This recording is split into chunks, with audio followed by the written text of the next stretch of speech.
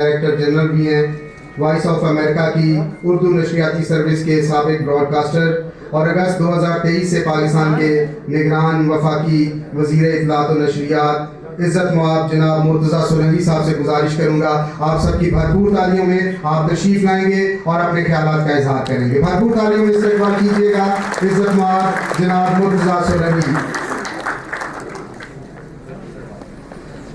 السلام علیکم.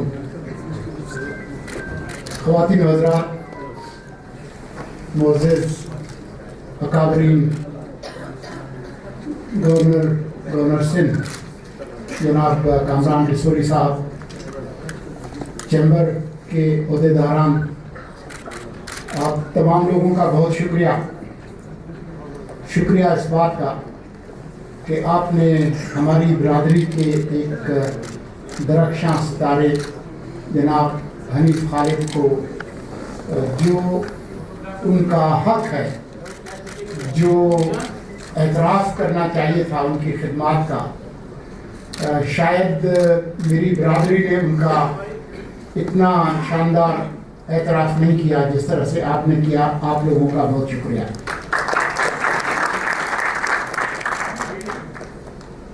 حنیف خالد کی آدھی صدی سے زائد جو سفر ہے وہ سفر بہت شاندار ہے.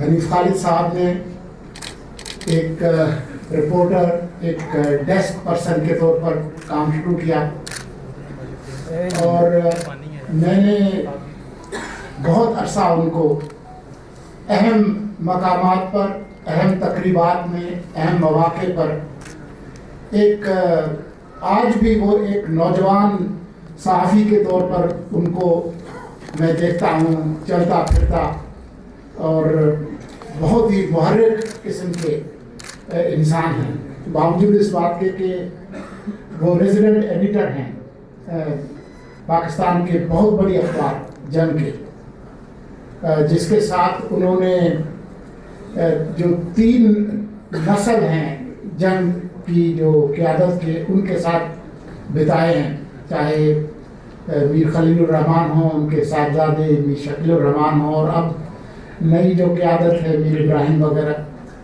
تو وفا شعاری جو ہے وہ حنیف خالد کے اندر کوٹ کوٹ کے بھری ہوئی ہے. یہ اس طرح کے لوٹے نہیں ہیں جو کہ آج ادھر ہیں کل ادھر ہیں. ان کی جو کمٹمنٹ ہے اپنی صحافت کے ساتھ اور اپنے ادارے کے ساتھ، دونوں کے ساتھ کسی شک و شبہ سے بالاتر ہے. لیکن جو بہت شاندار بات ہے حنیف خالد کی وہ یہ ہے کہ باوجود اس بات کے کہ ان کے بالوں میں چاندی آ گئی ہے، لیکن جو نوجوان صحافی ہیں ان کے ساتھ جو ان کا رویہ ہے وہ بہت شفقت اور محبت والا ہے. وہ آج بھی ان کے ساتھ جس طرح سے پیش آتے ہیں، ایک شفیق باپ کی طرح سے پیش آتے ہیں، ان کو سکھاتے ہیں، ان کی غلطیاں درست کرتے ہیں. لیکن حنیف خالد صاحب ایک بے باک صحافی ہیں. میں نے ان کو دیکھا ہے اہم سوالات کرتے ہوئے، اور یہ آج کے زمانے کے جو واٹس ایپ فارورڈ والے صحافی نہیں ہیں، یہ کتابیں پڑھنے والے اور کتابیں لکھنے والے صحافی ہیں جو بہت غور سے مطالعہ کرتے ہیں، اور جب سوال کرتے ہیں حکمرانوں سے، فیصلہ کرنے والوں سے، تو ان کو پتہ ہوتا ہے کہ میں کیا پوچھ رہا ہوں. ان کی جو علمیت ہے اس سے کسی کو انکار نہیں ہے.